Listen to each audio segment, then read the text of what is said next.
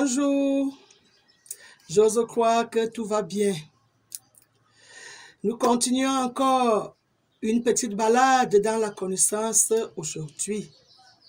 Aujourd'hui, je veux qu'on essaye un peu de faire ce qu'on appelle la mise à jour.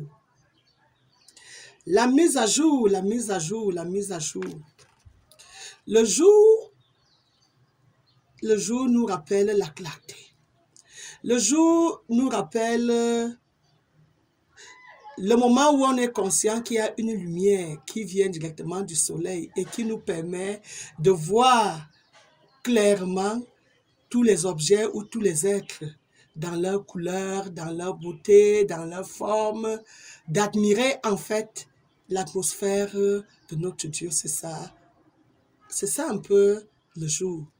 Si je prends un peu le jour comme dans la définition de Petit Larousse, on dira quoi?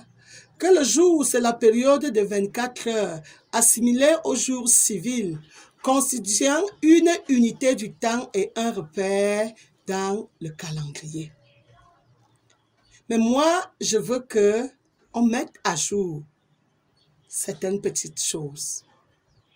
Mettre à jour, c'est quoi donc?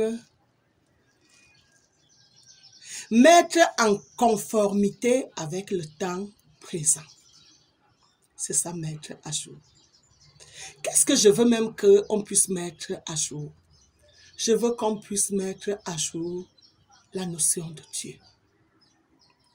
Parce qu'il y a trop de confusion dans ce monde. Dès que tu veux déjà parler Dieu, tu entres. Tu es heurté par un certain nombre de sensibilités qui, je ne sais pas s'ils ont une définition de qui on appelle Dieu. C'est ainsi que, d'une façon vague, je veux un peu parler de quelques qualificatifs de Dieu. Dieu, on peut parler de la grandeur de Dieu. Si je regarde juste la grandeur en termes que mesure dans le temps. Quand on va dire toute la terre est dans le sein de Dieu, tout le système solaire est dans le sein de Dieu, toute notre galaxie, la Voie lactée, est dans le sein de Dieu, tout l'univers est dans le sein de Dieu. Y a-t-il un être présent qui soit capable de porter tout cela dans son sein comme Dieu? Non. Si je parle de la grandeur de Dieu en termes de compétences,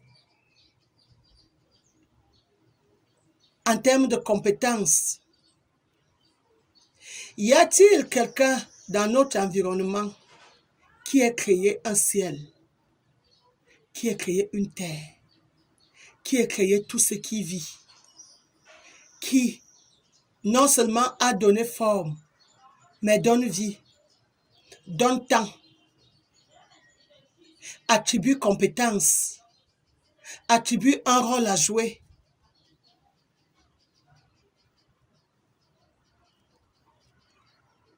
Je ne crois pas qu'il y a un être hors de cet être qu'on appelle Dieu. Si je prends Dieu en termes de plénitude,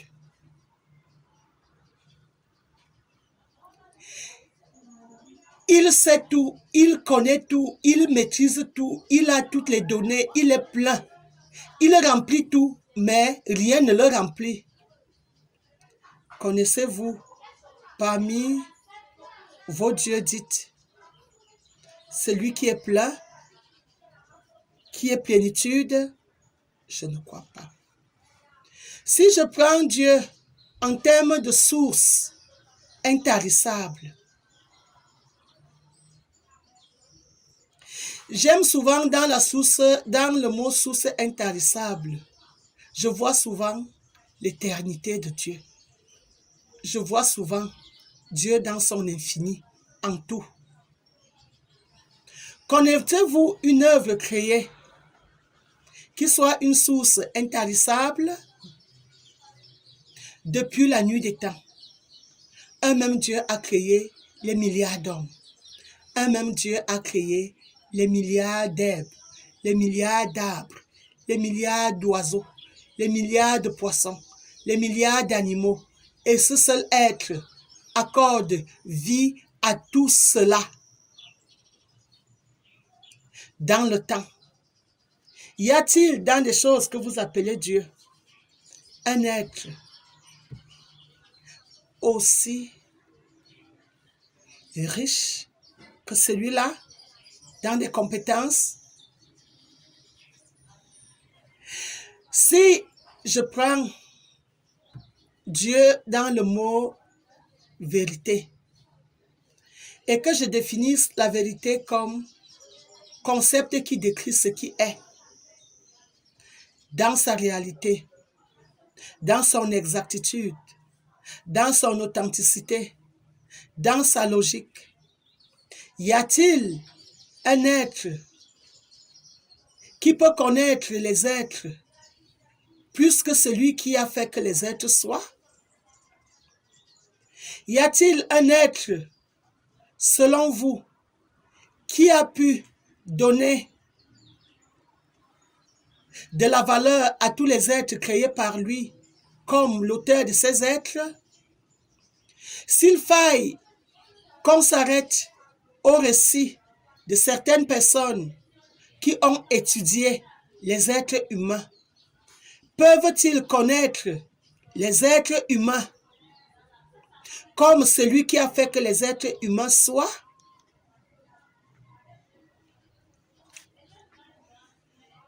Si je prends un mot comme dignité,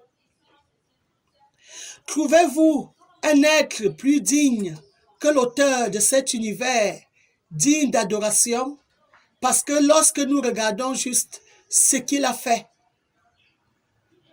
on a envie de l'acclamer. On a envie de se prosterner.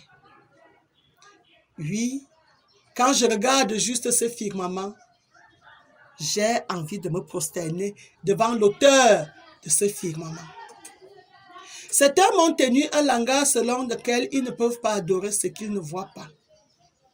Mais si tu vois déjà ce que quelqu'un a fait, ne voudrais-tu pas adorer celui qui a fait cette chose? Quand vous avez ne serait-ce qu'un verre d'eau devant vous, quand bien même vous ne voyez pas le Dieu qui a créé cette eau, n'avez-vous pas envie de vous prosterner devant celui qui a créé ce liquide? Quand vous voyez le soleil au lever et vous voyez l'éclat qui dégage, n'avez-vous pas envie de vous prosterner devant celui qui a créé cet astre lumineux? Lorsque vous êtes face à la beauté d'un arbre, quelque chose en vous ne veut-il pas adorer celui qui a fait que cet être soit?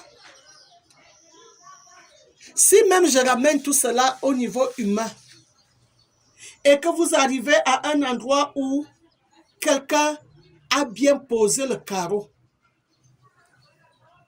ne sentez-vous pas envie de donner des éloges à celui qui a bien posé ce carreau, quand bien même vous ne l'avez pas vu le faire? Quand vous arrivez devant une architecture, n'êtes-vous pas en train de faire les éloges à celui ou à ceux qui se sont associés pour que cette architecture soit? Les œuvres de Dieu parlent de Dieu. La complexité, la profondeur, l'ingéniosité de celui qui a créé beaucoup de choses que nous contemplons réveille en nous l'envie d'adorer leur auteur. Quand donc on passe le temps à venir me dire nos ancêtres sont nos dieux. Est-ce que ton ancêtre a créé la terre où on l'a enterré? Est-ce que ton ancêtre a créé tout ce qu'il a consommé de son vivant? Maintenant qu'il est mort et que toi tu es, est-ce que c'est ton ancêtre qui est responsable du climat dont tu bénéficies? Est-ce que c'est ton ancêtre qui est responsable de tout ce qui te sert, comme les éléments utiles du temps auquel tu appartiens? Lorsque votre conscience sera un peu plus objective et que vous serez devenu honnête, vous allez alors comprendre que tout ce que nous avons considéré comme des dieux, que ce soit sur cette planète Terre, que ce soit dans des récits du passé, que ce soit dans la mythologie qu'on nous a mis dans la tête, vous allez comprendre que il n'y a pas de Dieu parmi les hommes. Il n'y a pas de Dieu dans les mythologies, mais qu'il y a un Dieu auteur de tout ce que nous apprécions. Et que, quand bien même on ne le voit pas, ses œuvres parlent de son immense sagesse. Ses œuvres témoignent de son immense sagesse. Ses œuvres confirment son immense sagesse. Que tout ce qui existe le doit à un être très avisé. Si un jour, vous aviez été à un endroit où, au sein d'un océan, vous voyez comment les colorations changent, vous comprendrez que il y a bel et bien un être qui n'est pas visible à l'œil nu, mais qui est responsable et qui a posé tout, qui a tout fait, qui réalise tout, qui continue à maintenir ce monde et qui lui donne sens et qui lui donne orientation et qui lui donne la beauté spectaculaire dont on le découvre et qui nous accorde la vie. Cette énergie sans laquelle nous ne sommes rien.